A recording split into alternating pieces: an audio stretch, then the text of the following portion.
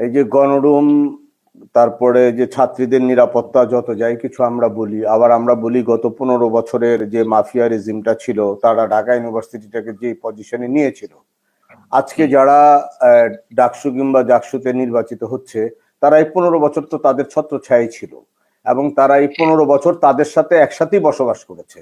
এবং এই গণরুমের যদি দায়িত্ব মানে দায় এই মাফিয়া সরকারের ছাত্র সংগঠনের হয়ে থাকে, তাহলে এরাও তো ওই দায় থেকে এড়াতে পারে না। এবং সবচেয়ে দেখার দিক হলো, তারা কিন্তু তাদের ব্যানারে ইলেকশন করেনি। এটার কারণটা কি? আপনি একটা গুরুত্বপূর্ণ বিষয় আপনি উত্থাপন করেছেন। প্রথমত জামাত তথা তার অঙ্গ সংগঠন ছাত্র শিবির বিগত ফেসিস্ট গভর্নমেন্ট সময় মুক্তভাবে রাজনীতি করতে পারেনি, এটি সত্য, এবং খুব চাপের মধ্যে ছিল। সে কারণে তারা যে স্ট্র্যাটেজি নিয়েছে, এই স্ট্র্যাটেজি আমি মনে করি বিগত 15 বছর না, এটা তাদের অনেক পুরনো একটা স্ট্র্যাটেজি। তারা বিভিন্ন ভাবে সমাজের বিভিন্ন অংশের থেকে সেই বিষয়গুলোকে তারা কিন্তু দুর্বলতা অথবা সফলতা অথবা বিভিন্ন ভাবে কিন্তু কাজে লাগিয়েছে।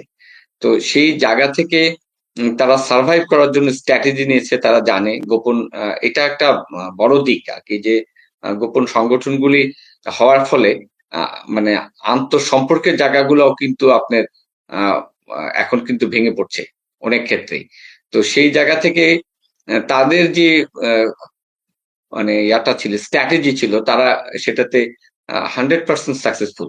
কারণ এই দলটির যারা করে, তারা দুদিক থেকে এরা একদিকে শৃঙ্খলাবদ্ধ, রেজিমেন্টাল, এবং আরেকদিকে আমার মনে হয় যে কিছুটা চাকরি ওরিয়েন্টেড অথবা সোশ্যাল সাপোর্টের মতো দেওয়া হয়। হায়ার কি আছে, র্যাঙ্কিং আছে, এবং তারা ছাত্রছাত্রীদেরকে বিভিন্নভাবে সাপোর্ট দিয়ে থাকে।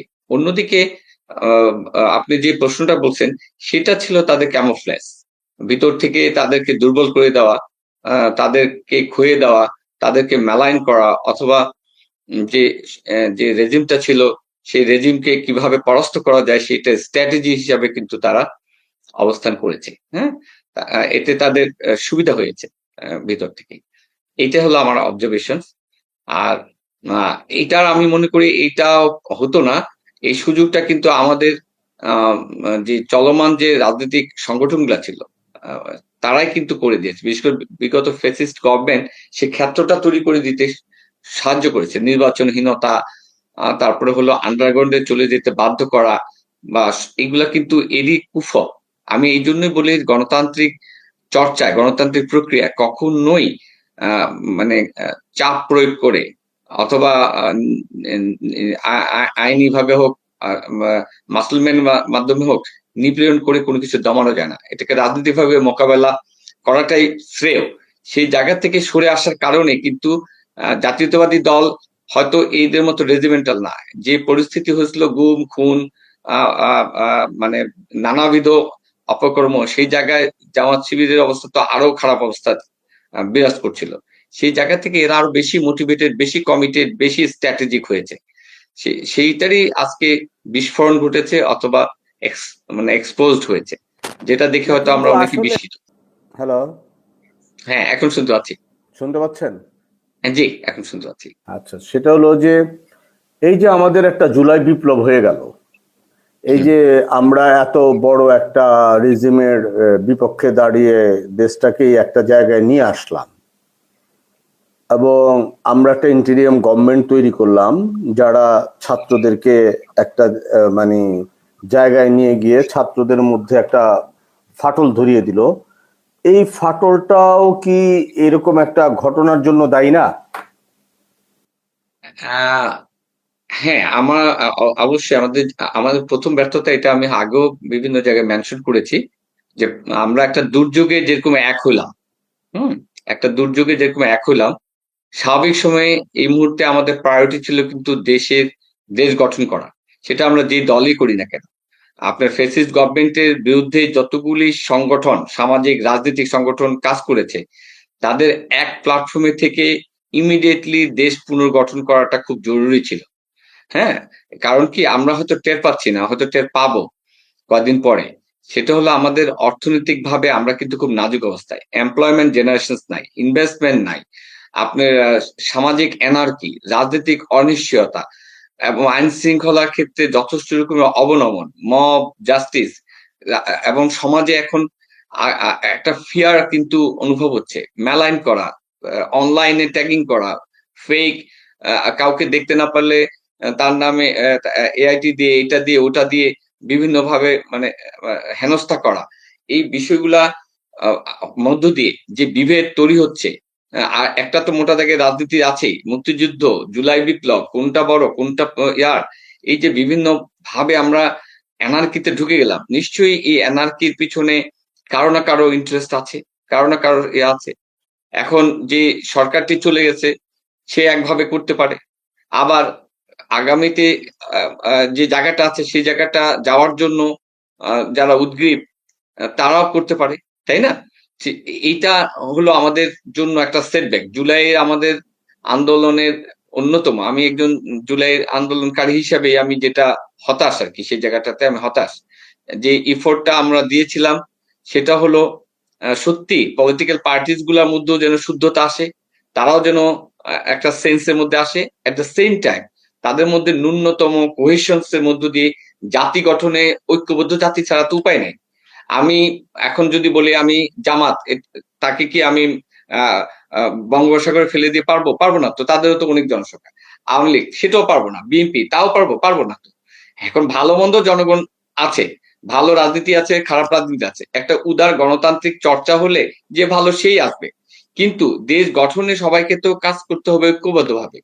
এই ঐক্যবদ্ধ জাতি খুবই প্রয়োজন। সেই মুহূর্তে আমরা দেখলাম আমাদের যারা জুলাই যোদ্ধা ছিল তারা একটা অবস্থান নিল, তারা কিছু সরকারে রইলো, কিছু বাইরে রইলো, তারপরে একটা পার্টি গঠন হলো, তারপরে পার্টি গঠন হয়ে দেখা গেল যে কখনো কখনো জামাতের সাথে দূরত্ব তৈরি করলো, কখনো কখনো সখ্যতা, এই যে মানে দোলাচালের মধ্য দিয়ে যদি ইন্টারেস্ট না পায় বা রাজনৈতিক যে অস্থিরতা সেটাকে জিয়ে রেখে এক ধরনের পরিস্থিতি তৈরি হচ্ছে, সেই পরিস্থিতিটা কি আমি নিজেও কিন্তু খুব শঙ্কিত, বুঝতে পারছি না।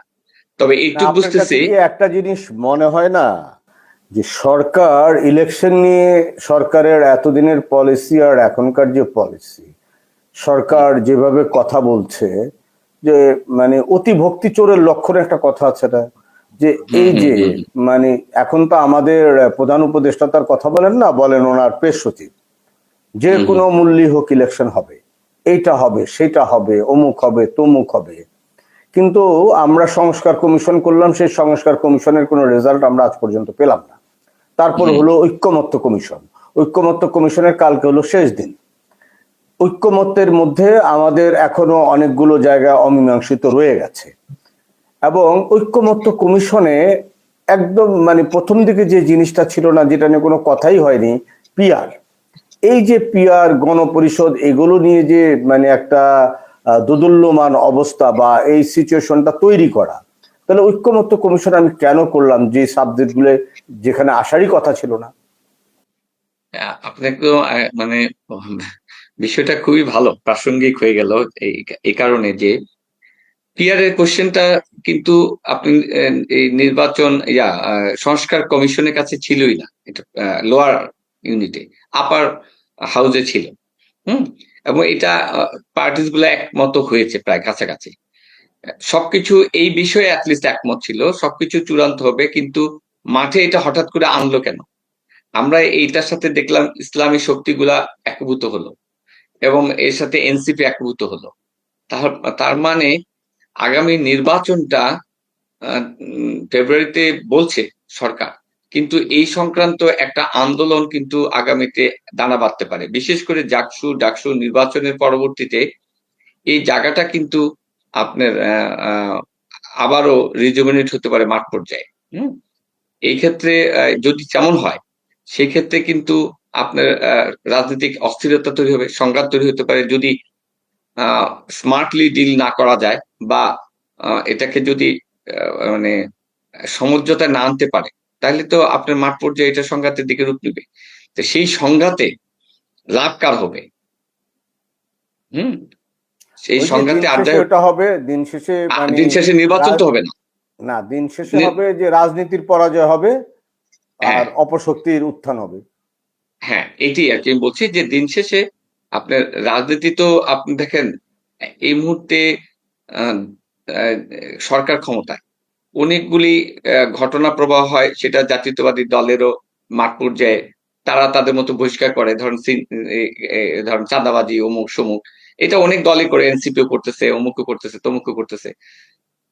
তো এটা করতেছে তো কম আর বেশি, বড় দল বড় করতেছে, ছোট দল ছোট করতেছে, সবাই করতেছে। হুম। কিন্তু সরকার তো অ্যাক্ট করে না এদেরকে ধরার জন্য। সরকার অ্যাক্ট করে না, সরকারের দায়িত্ব হলো এদেরকে ধরা, কোন দলের কে কোথায় কি করতেছে, যে কোনো ধরনের আনলফুল কিছু হলেই তো তার অ্যাক্ট করার কথা।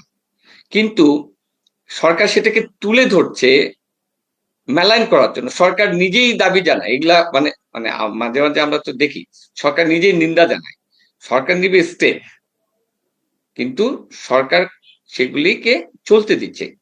তার মানে ওই যে -2 ফর্মুলা যেটা ছিল, হুম, যে নতুন কোনো শক্তি, নতুন কোনো চিন্তা, সেই উম, জিনিসটাই আস্তে আস্তে ধাবিত হচ্ছে কিনা, দ্যাটস দ্য পয়েন্ট।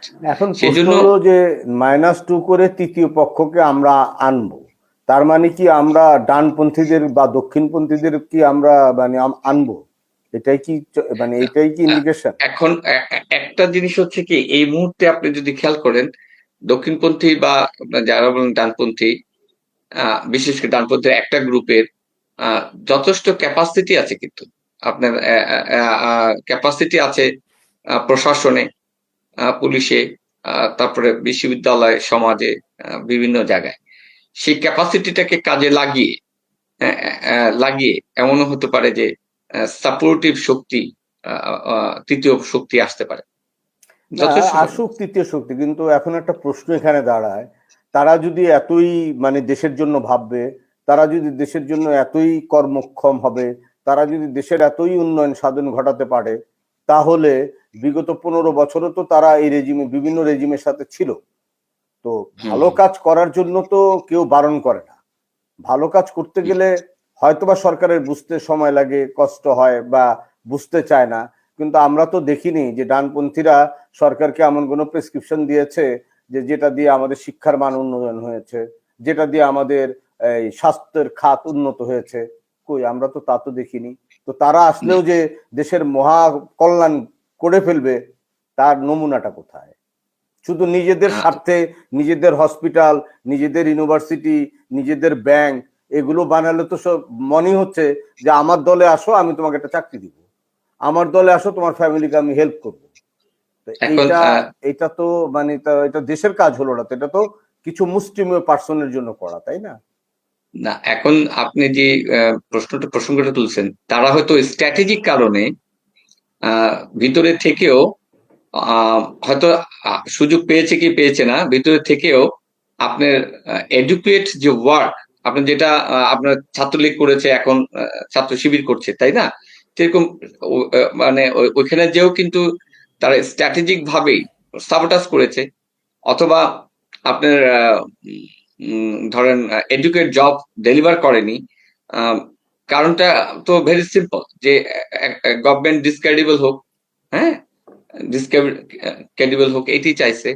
আর সুবিধাটা হয়েছে হেড অফ দা স্টেট যে ছিল, তাদের যে পলিটিক্স এবং তাদের যে চিন্তা ভাবনা, সেটা ছিল একেবারে অদূরদর্শী, না, চিন্তাহীন, ইম্যাচিউর। যতই অদূরদর্শী হোক, যতই খারাপ হোক, যতই যাই হোক না কেন, আমার প্রশ্নটা হলো যে আমরা বুঝলাম যে আমাদের ইন্টিরিয়াম গভর্নমেন্টে 22 জন উপদেষ্টা আছে, তারা কার্যক্ষম না, কিন্তু আমাদের প্রধান উপদেষ্টার উচিত ছিল যে হ্যাঁ, আমার উপদেষ্টা পরিষদটা চেঞ্জ করা উচিত। এটা সে করেনি, সেটার রায় মানে দিন শেষে সেটার উত্তর তিনি ও দিবেন। আচ্ছা, আচ্ছা, আমি হ্যাঁ, বুঝতে পেরেছি। আমি মিস করেছি, আমি হচ্ছে বিগত রেজিমে তো এরাই ছিল অনেকেই। হ্যাঁ, হ্যাঁ, এই রেজিমের কথা যদি বলি, এই রেজিমে ওই ধরনের কাজ তো তাদের করার এখন দরকার নাই। তারা যখন লিডারশিপে আসবে তখন হবে, বরং এই এই যে আপনার এই কথাটা আমি একটু বলি যে তারা রেজিমে আসবে মানে আমি চেয়ারে বসবো, তারপরে আপনাকে আমি দিব হ্যাঁ, যে আমি এক্স্যাক্টলি। আপনাদের জন্য কাজ করছি। কিন্তু হুম মানে ব্যাপারটা এরকম না, মানে আমরা যে জিনিসটাকে বলি বিশ্বাসঘাতক বা অন্য যে কোনো ইয়েতেই বলি না কেন, যে হুম হুম আমি এতদিন ছিলাম আওয়ামী লীগ, আমি এখন হয়ে গেলাম আরেকটা দলের হুম হুম প্রতিনিধি, আমি এতদিন হুম ছিলাম এইটাতে, আমি হয়ে গেলাম ওটা। তো এই যে এটাও তো ওয়ান কাইন্ড অফ বিশ্বাসঘাতকতা। তা আপনি হ্যাঁ যদি এখানে থেকে অবশ্যই। এই বিশ্বাসঘাতকতা করতে পারেন, তা আপনি ক্ষমতায় গিয়ে কি না করতে পারেন? হ্যাঁ, সেটা তো আপনি ডেফিনিটলি আপনার সাথে একমত যে ব্যাপারটা হলো বিশ্বাসহীনতার মধ্য দিয়ে যদি আপনার চলার অবস্থাটা তৈরি হয়, মানে চলার অভ্যস্ততা তৈরি হয়। হ্যাঁ, আপনি মানে এই অভ্যস্ততায় কিন্তু আপনাকে কিন্তু মানে ট্রাস্টের জায়গাটা নিবে না। হ্যাঁ? সেজন্য এটার আশঙ্কা তো থেকেই যায়। বিষয়টা হচ্ছে কি এখানে আমার যেটা মনে হয়েছে যে আমাদের স্বাধীনতা যুদ্ধের পরবর্তী পরিস্থিতিতে এই বিষয়টা হচ্ছে একটা মিশন এন্ড ভিশনের মধ্যে তাদের আছে যে হাউ টু রিভাইভ, তাদের একটা জিনিস হলো প্রুফ করা যে হুইচ ইজ নট গুড, হ্যাঁ this is this time they can revive again, হ্যাঁ, so they want to do say something. এইটাই হচ্ছে তাদের একটা বিষয় আমার কাছে মনে হচ্ছে। তবে আহ এটার জন্য দায় কিন্তু আমরা এড়াইতে পারবো না। মানে আমরা আমাদের তো এরকম থাকবে রাজনীতিতে আমাদের যে দীর্ঘ পরিক্রমা, মানে আমি ওই জায়গাটা আসতে যাচ্ছি। হ্যাঁ, অফকোর্স আপনার সাথে এই জায়গাটা আমি একমত যে এই বিষয়গুলো চলে আসছে, কিন্তু এই দুটো দল ধরেন বড় দল ছিল, যারা ছিল কম আর বেশি হয়তো কম্পারেটিভলি আমি স্টাডিটা না করে বলি, কিন্তু আমাদের যে রাজনৈতিক যে পরিক্রমা, যে শুদ্ধতা, রাজনীতিতে যে মেধাবীদের জায়গা দেওয়া, সঠিক নেতৃত্বে আনা, দিন শেষে সমাজকে সার্ভিস দেওয়া, ইনস্টিটিউশন গুলাকে দলীয়করণ থেকে মুক্ত রাখা, এই বিষয়গুলা থেকে ব্যর্থ হওয়ার কারণে মানে রাষ্ট্র দল আর আপনার সরকার এইগুলোর মধ্যে পার্থক্য করতে না পারার আজকে পরিণতিটা হচ্ছে আমাদের এরকম। এখন এটার পিছনে কারো হাত থাকতে পারে, কারো ষড়যন্ত্র থাকতে পারে, কিন্তু আমরা তো একটা আদর্শিক জায়গা থেকে দলের মধ্য থেকে বড় হচ্ছে, সেই দলচ্যুত হওয়ার দায় তো আমাদের। এটাই আমি বলতে চাচ্ছি যে না, এখন আমরা তো আজকের যে আমরা তো আপনি আমার সাথে একমত হবেন কিনা জানি না, আপনি কি দল নিষিদ্ধ করার পক্ষে? নো, মানে আমি এই জিনিসটাকে কোনোভাবে না। এভাবে বলি যে আওয়ামী লীগ কিন্তু নিজেকে নিজে নিষিদ্ধ করে ফেলেছে, নিজেকে হ্যাঁ, নিজেকে মানে গুম করে ফেলেছে। তা আপনি হুম কেন হুম দরকার ছিল আওয়ামী লীগকে মানে নিষিদ্ধ, এই খুবই এই কার্যক্রম নিষিদ্ধ করা? এটা তো আপনি কারো না কারো প্রেসারে করেছেন। করেছেন কি হুম, কারণে? কারণ এন্ড অফ দা ডে তাকে আপনি মাঠে ঢোকার একটা স্কোপ তৈরি করে দিলেন। এখন আবার আপনি হুম, শুরু করেছেন জাতীয় পার্টি নিয়ে। কারা শুরু করছে জাতীয় পার্টি নিয়ে? তো এই যে সবকিছু যদি মিলিয়ে আমরা দেখি এবং এদের প্ররোচনায় যদি সরকার এই কাজগুলো করে, তাহলে তো মানে সরকারের দিন শেষে যে মানে তাদের যে আসলে ভিতরে ভিতরে সরকারের ভিতরে যে আরেকটা সরকার আছে, সেটা তো দৃশ্যমান। একদম একদম। আপনি যে দুটা পয়েন্ট আপনি ধরেছেন আমি আপনার সাথে একমত। একটা হচ্ছে কি আহ, কোন দলই, ধরেন একটা দল তো আপনার আহ, পরিচালনা করে, তার মধ্যে লোক থাকে, কেউ দুর্নীতিবাজ, কেউ ভালো সমর্থক, বিভিন্ন কিছু থাকে। দল দলের যারা অন্যায় করবে সেই অন্যায় অনুযায়ী আপনার কোর্ট কাছারির মধ্যে দিয়ে আপনার বিচার হবে, দুর্নীতি দমন কমিশনের মধ্যে দিয়ে বিচার হবে, কিন্তু রাজনৈতিক বিচারটা হতে হবে হলো মাঠে, নির্বাচনের মধ্যে দিয়ে। এখন আওয়ামী লীগ মানে আওয়ামী দলটা যদি সত্যি পচে যায় 5ই আগস্টের পরে, তাহলে ওকে তো মাটিতে ফেলে রাখা উচিত, মানে নির্বাচনের মধ্য দিয়ে তাকে পচানো উচিত। আপনি মাটিতে না ফেলে আপনি নিয়ে গেলেন ফ্রিজে, ডিপ ফ্রিজে বা আইসিইউ তে। হুম, আইসিইউ তে আপনি রাখলেন, এটা তো আইসিইউ তে রাখার মতো।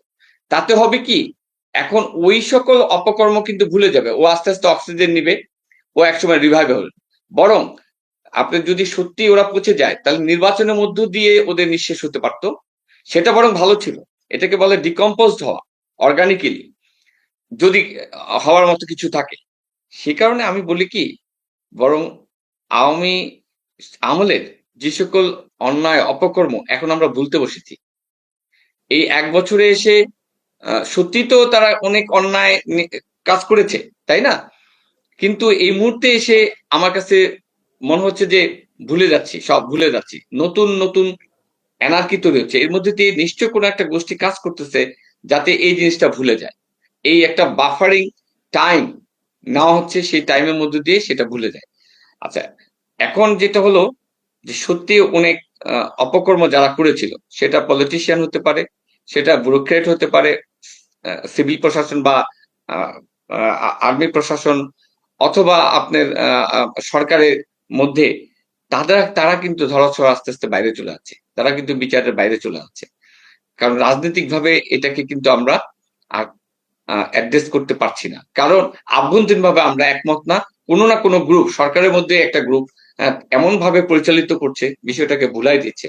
সে অর্থে আমি সত্যি, মানে আমি যে আপনাকে মানে অফলাইনে বলতেছিলাম আমি যে হতাশ, আমি এখন গুছাইয়া কথা বলতেও আমার আহ, মানে পারা যায় না, কারণ না একটা না, লাইন থাকে সেদিন আমি রাজনীতিতে। আমাদের এই যে মানবজমিনের এডিটর মতিউর রহমান সাহেব বলছিলেন যে আমি তো নিজেই অনেক কথা বলতে পারি না, আমি নিজেই নিজেকে সেলফ সেন্সরশিপে নিয়ে গেছি। হ্যাঁ, এক্স্যাক্টলি। কারণ সরকার বলছে যে তোমার যা মন চায় আমার সমালোচনা করো, কিন্তু সেই ওয়েটা তো নাই, আপনি চাইলেই পারবেন না। না, আপনার আপনাকে দেখেন, আপনাকে আপনি যখন কথা বলবেন, হয় আইনি ভাবে, নয় মবের মাধ্যমে, অথবা আপনাকে অনলাইনে ট্যাগিং। সাইবার ক্রাইমের মাধ্যমে ট্যাগিং করে, মেলাইন করে, ব্যক্তি চরিত্র, ব্যক্তি অমুক, নানাবিধ এই যে বিষয়গুলি, মানে একটা সামাজিক এনার্কির মধ্যে আমরা ঢুকে যাচ্ছি আর কি, সেটাই বলছি আর কি।